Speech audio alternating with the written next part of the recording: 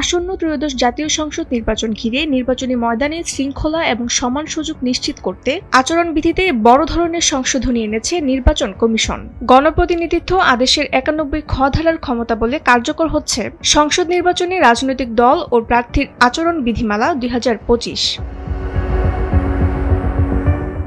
সংশোধিত বিধি ৪ এর উপবিধি ৩ অনুযায়ী কোনো প্রার্থী ব্যক্তিগতভাবে বা প্রভাব খাটিয়ে সরকারি বা স্বায়ত্তশাসিত প্রতিষ্ঠানের প্রকল্পের অনুমোদন, ভিত্তিপ্রস্তর স্থাপন কিংবা ফলক উন্মোচন করতে পারবেন না। আগের করা যাইবে না শব্দগুচ্ছকে পরিবর্তন করে করিতে পারিবেন না করার মাধ্যমে প্রার্থীর সরাসরি দায়বদ্ধতা নিশ্চিত করা হয়েছে।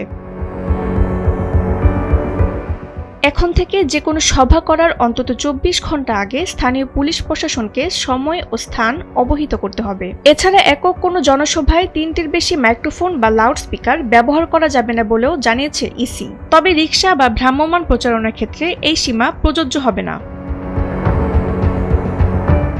প্রচারণা শৃঙ্খলা রক্ষায় ওয়ার্ড প্রতি সর্বোচ্চ একটি অথবা পুরো নির্বাচনী এলাকায় ২০টির বেশি বিলবোর্ড ব্যবহার করা যাবে না বলে জানিয়েছে ইসি। পাশাপাশি অন্য প্রার্থীর প্রচার সামগ্রীর উপর পোস্টার লাগানো কিংবা কোনো প্রকার বিকৃতি বা নষ্ট করা সম্পূর্ণ নিষিদ্ধ ঘোষণা করা হয়েছে।